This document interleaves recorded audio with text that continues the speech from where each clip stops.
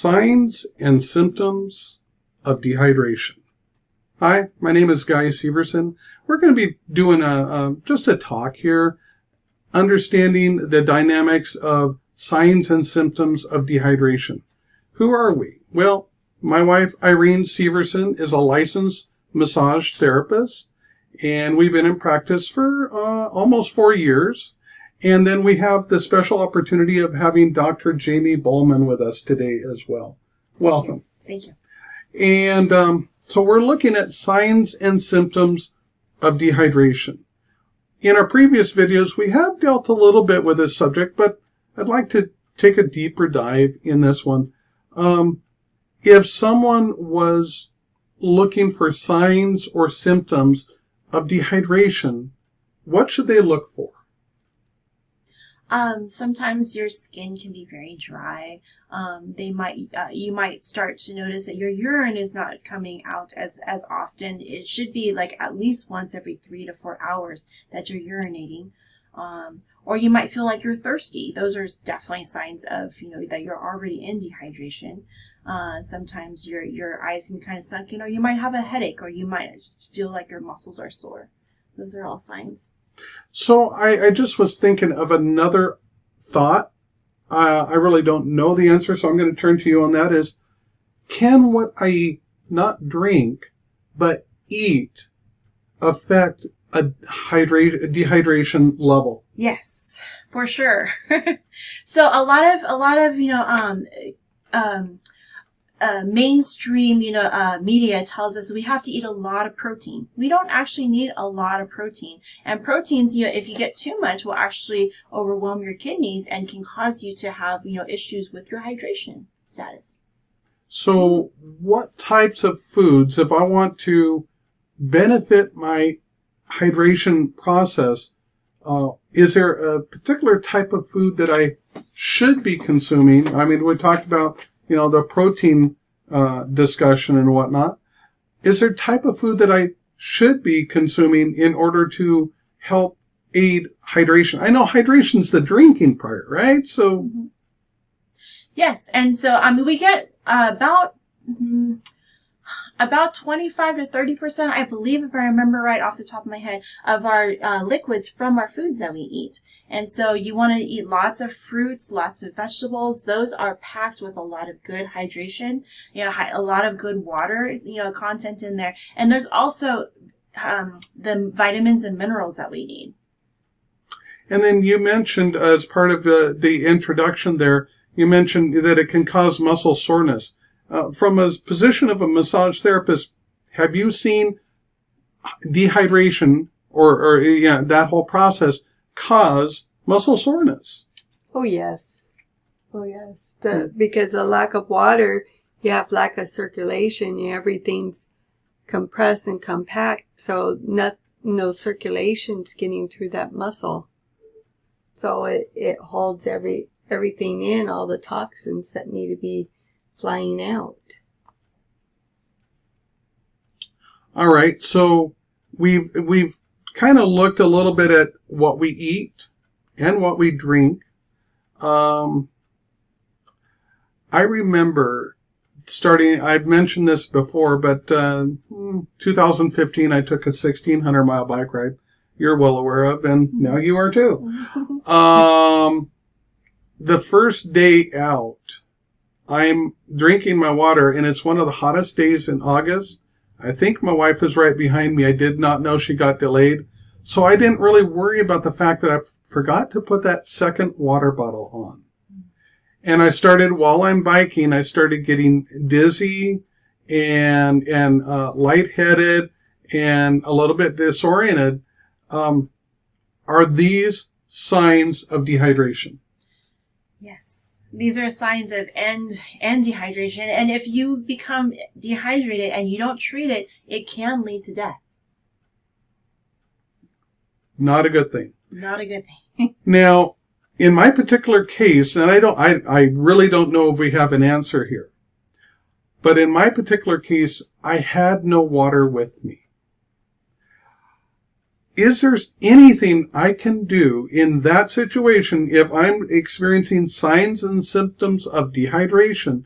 Is there anything I can do if I don't have water to help? Any thoughts there? I mean, besides the hydrating foods? are you eating dehydrating foods? Unfortunately, she was my, Yeah. what do you call it? I think it's called the sagwagon. I think that's what, where she was, and so she had all the food with her too. So I'm without food, without water, exerting myself on one of the hottest days in summer. Is there any other recommendations that anybody might bring to the table? I don't know if there is or not. I'm just putting it out there. From the survival classes I've taken, one suggestion is you actually drop a stone and put it in your mouth and suck on it, because that's going to create saliva, which is going to circulate some fluids around. Which is it can be good, but is it ideal? Is it ideal? No, it's not your ideal situation, but I'm talking about if you're stuck in a bad situation, what can you do? That's one thing. Go ahead. The other is look at your plants around. Is there a puddle of water somewhere? Is there a stream somewhere? What's around you?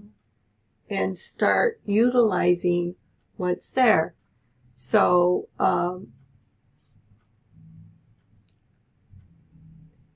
tree bark, the inside, the soft part. So if there's a stick there, pull the bark off, eat the gentle stuff between the wood and the bark. There's different things that, there's always a solution around. It's having the information enough to look and see and say, okay, here's a solution. Now, in my own particular, well, I'll get there in a minute, but did you have anything that you would add to that? I mean, yeah, we're talking about critical situation. You don't have access to those things that you would need. Those ideas, do you have any recommendations? Well, it's not the most, ideal situation, but if you really are in a pinch, I have heard of survival techniques where if you can generate some urine, I know it sounds kind of gross, but urine is sterile, and it is, so you can actually drink your urine. Now, it's not the most. It's not the first. Right. It's not your first go-to.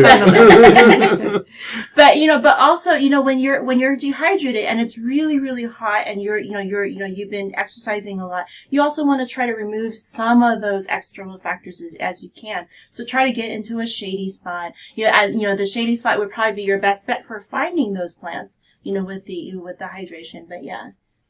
Okay. So, any other thought here, and then I'll finish my story because it's an amazing story.